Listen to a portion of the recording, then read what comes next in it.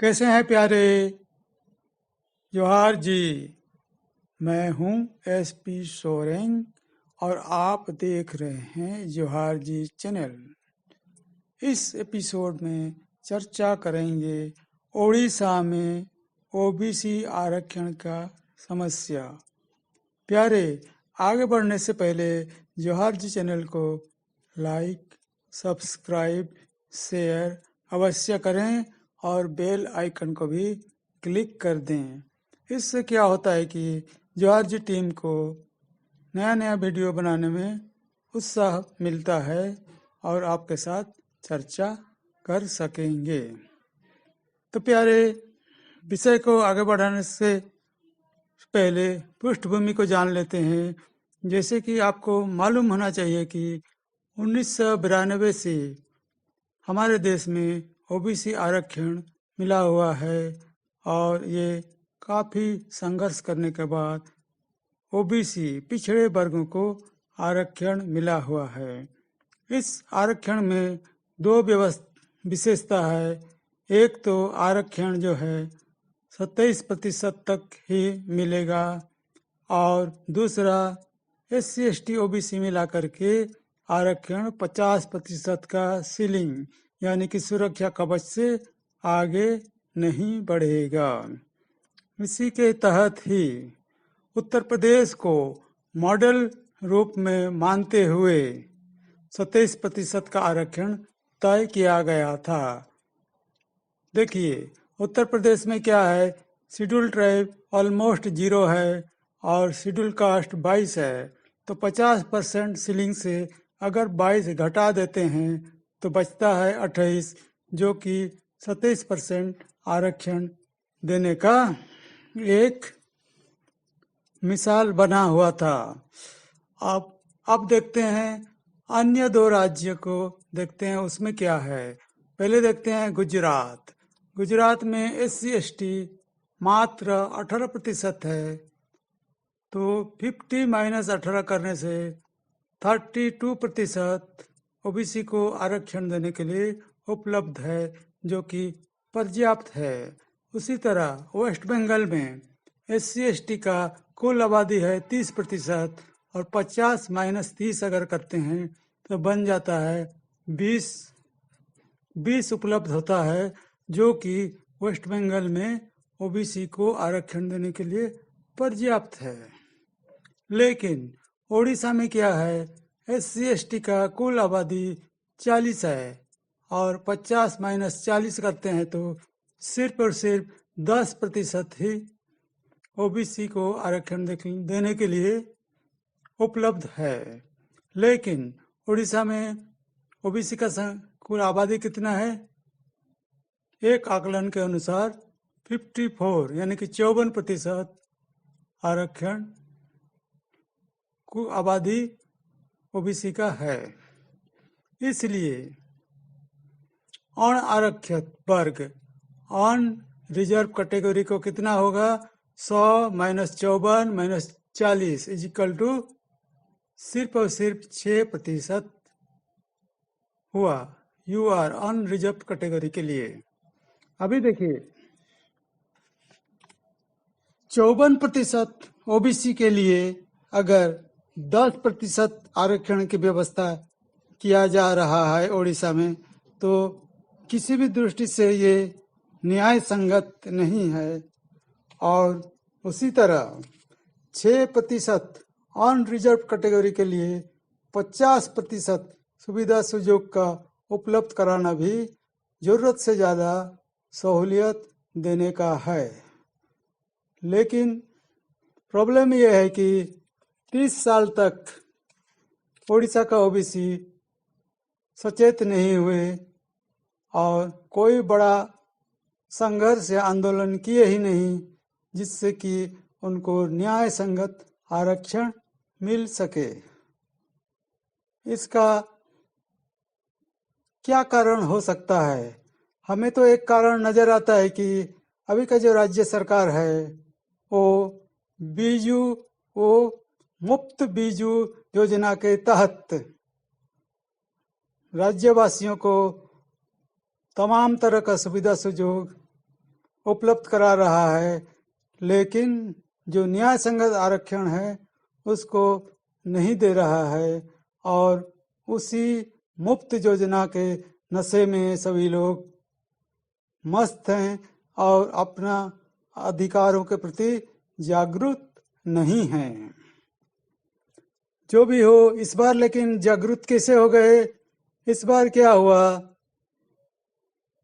राजनीतिक प्रतिद्वंदिता की वजह से अन्य पार्टी लोग ओबीसी आरक्षण मुद्दा को उठा दिया और ओबीसी लोगों को जागरूक कर दिया है और लगता है कि ओबीसी लोगों को भी अपनी आरक्षण अधिकार के पाने के लिए अभिलाषा हो रहा है, लेकिन ये मिलेगा कैसे?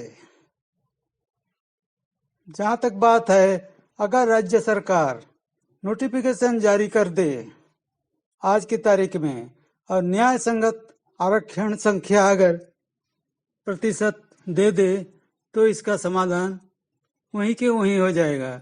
दूसरी तरफ केंद्र सरकार जो कि बीजेपी है, अगर राज्य सरकार को डायरेक्टिव दे दे कि आपको ओबीसी के लिए इतना प्रतिशत की आरक्षण का व्यवस्था करना पड़ेगा, भले ही ये नई प्रतिशत 50% सीलिंग को पार कर जाए, इससे वो भी चलेगा, तब भी इस समस्या का समाधान होगा। लेकिन 50%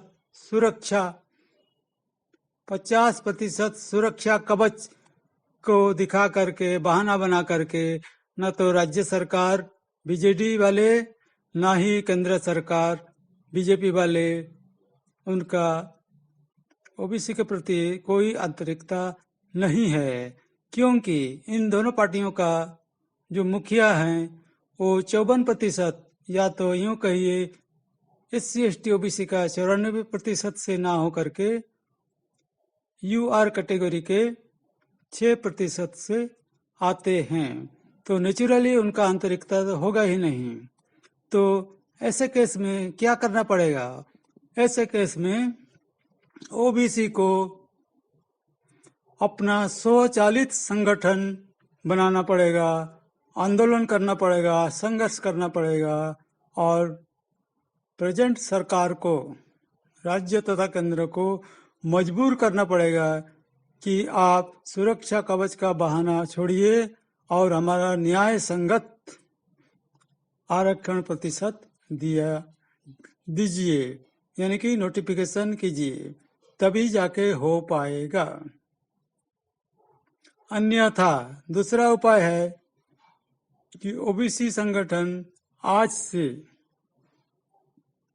अपने आप को संगठित करें, एकजुटता दिखाएं और 2024 तक इस पोजीशन में आ जाएं कि वो भी निर्वाचन में भाग ले सकते हैं।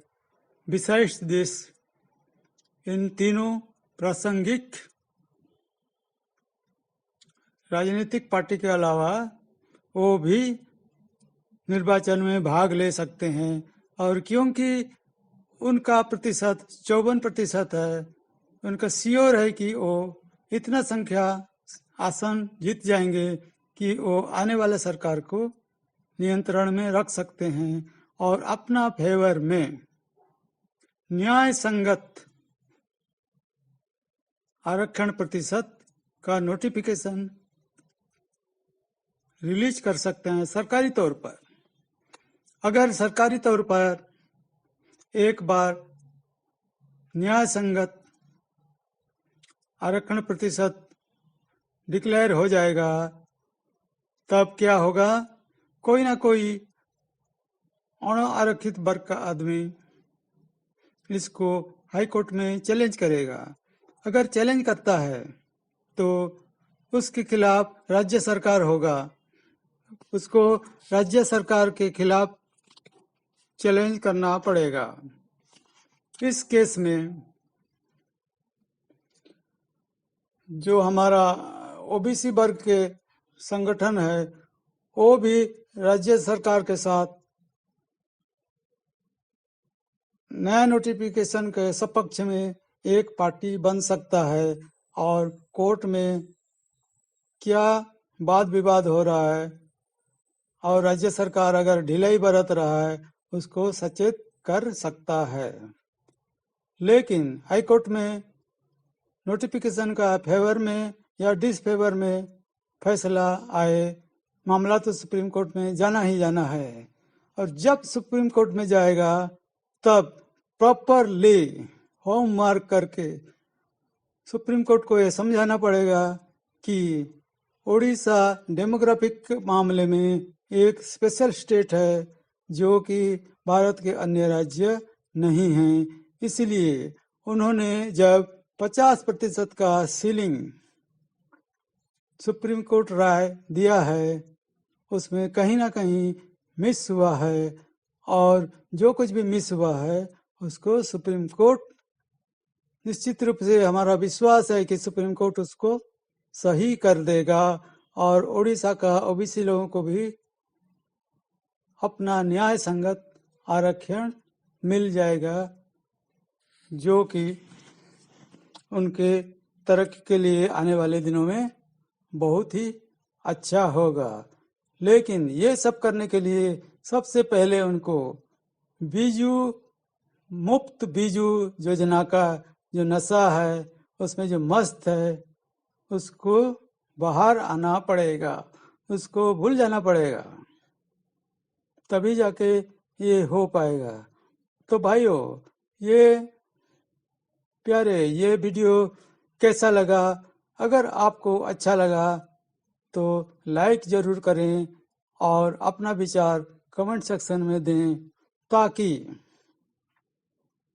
और ज़्यादा से ज़्यादा लोगों तक शेयर करें, ताकि उड़ीसा के हमारे गरीब गुरबा पिछड़े वर्गों का फायदा हो सके और सरकार तक भी आवाज़ पहुंच सके। वीडियो को आप लोग पूरा देखें, इसलिए धन्यवाद। अब इजाज़त दीजिए आपके वार्ताकार SP सोरेन को।